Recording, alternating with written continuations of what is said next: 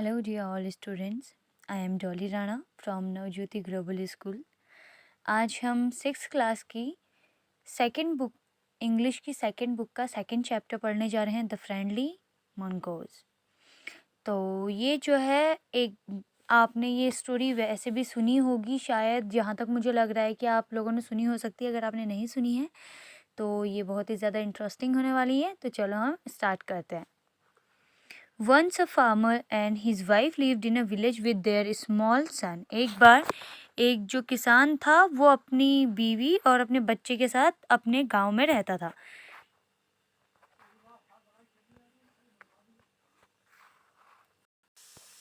They loved him very much. वो उसे बहुत प्यार करते थे। We must have a pet. The farmer said to his wife one day. एक दिन जो फार्मर होता है वो अपनी वाइफ को बोलता है कि हमारे पास एक पालतू जानवर होना चाहिए। He will When our son grows up, जब हमारा बेटा बड़ा होगा, he will need a companion. वो उसको क्या ज़रूरत होगी? एक साथ की ज़रूरत होगी। This pet will be our son's companion. His wife liked this idea. जब किसान ने कहा कि हमें एक पालतू जानवर रखना चाहिए जो हमारे बच्चे का साथी बनेगा, तो उसकी वाइफ को ये आइडिया बहुत ज़्यादा पसंद आता है। One evening, the farmer brought with him a tiny mongoose. एक दिन शाम को जो किसान है वो एक छोटा सा जो मैंगोज है उसे क्या बोलते हैं? नेवला। मैंगोज को बोलते हैं नेवला। तो वो एक नेवला लेता है। It is a baby mangoes. वो क्या है? एक नेवले का बच्चा है। Sad his wife. जब वो एक छोटा सा मैंगोज लेके आया, it is a baby mangoes, sad his wife. उसकी वाइफ ने बोला कि ये तो एक मैंगोज का बच्चा है, but will be soon be fully grown. बट ये जल्दी से बड़ा हो जाएगा। He will be a friend to our son. और ये हमारे बच्चे का दोस्त बनेगा। Both the baby and the mongoose grow. जो नेवला है और बच्चा है वो बढ़ते रहते हैं। इन 5 और 6 month the mongoose had grown to its full size. पर 5 से 6 महीनों में जो नेवला है वो अपने फुल साइज में आ जाता है। मतलब जितना वो बड़ा हो सकता है उतना बड़ा हो जाता है। A lovely animal with 2 shiny black eye. एक बहुत ही प्यारा सा जानवर 2 चमकीले आंखों के साथ। अ बुशी टेल मतलब बहुत ही मोटी मोटी सी उसकी पूंछ।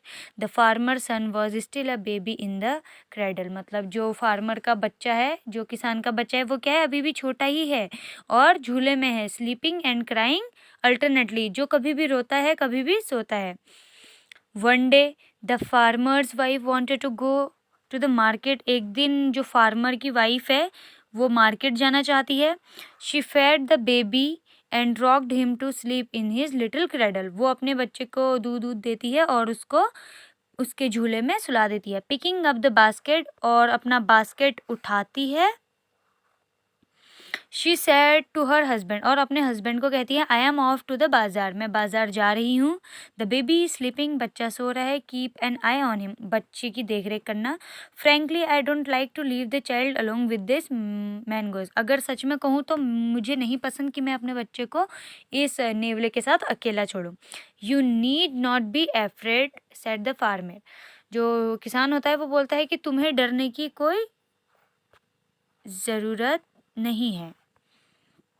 The mangoes is a friendly animal. जो मैंगोज है वो एक बहुत ही फ्रेंडली एनिमल है, मतलब बहुत ही अच्छा जानवर है जो कि जिससे हम दोस्ती कर सकते हैं।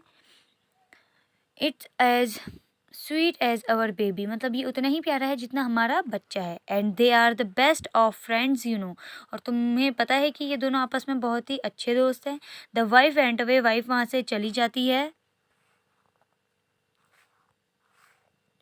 The wife went away. वाइफ वहाँ से चली जाती है। And the farmer having nothing to do in this house. और जो किसान होता है उसके पास करने के लिए कुछ भी नहीं होता है घर में। Decided to go out. और वो डिसाइड करता है कि वो बाहर जाएगा। And take a look at his field not far away. मतलब और वो सोचता है कि उसके पास घर में तो कुछ काम करने के लिए वो अपने खेतों में चले जाता है जो कि थोड़ी सी दूरी पे होते हैं, जो कि उसके खेत थोड़ी सी दूरी में है।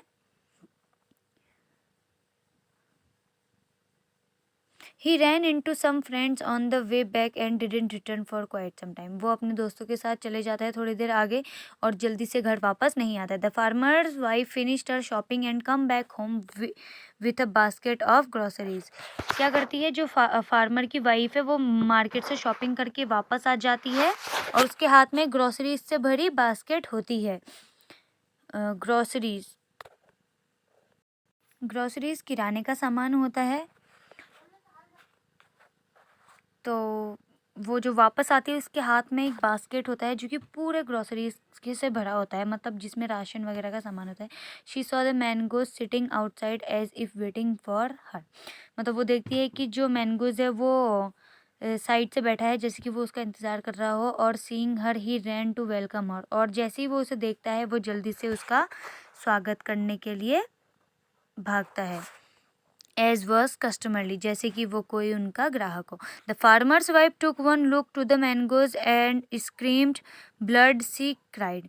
और जैसे ही उसकी फार्मर की वाइफ मैंगोज को देखती है, मतलब जैसी नेवले को देखती है, वैसे ही वो उस पे लगे हुए खून को देखती है और चिल्लाती है। The face and paws of the mongoose were smeared with blood. मतलब जो नेवला था वो अपने अब उसके उसका पूरा मुंह और जो उसके पैर वगैरह हैं, हाथ वगैरह हैं, वो पूरे खून से सने मने थे। You wicked animal, you have killed my baby, she screamed हिस्टेरिकली। मतलब जो वाइफ है उसकी फार्मर की, वो नेवले को बोलती है कि तुम दुष्ट जानवर, तुमने मेरे बच्चे को मार डाला। वो उसको बहुत ज़्यादा तरीके से चिल्लाती है, उस पर गुस्सा करती है। She was blind with rage. वो उसके आंखों में उस टाइम कुछ नहीं होता है, बहुत ज़्यादा गुस्से से भर जाती है। And with all her strength brought down and heavy basket full of groceries. तो जितना सामान उसके हाथ में था वो सारा सामान जो ग्रोसरीज से भरा हुआ था वो क्या करती है, नीचे रख देती है on the blood smeared mongoose and run inside in the child's the cradle. मतलब जो मैंगोज है, जो नेवला है, उस पे मार देती है वो सारा सामान और वहां से भाग के अपने बच्चे के झूले के पास जाती है। The baby was fast asleep. और बच्चा सो रहा होता है। But on the floor lay a black snake torn and bleeding.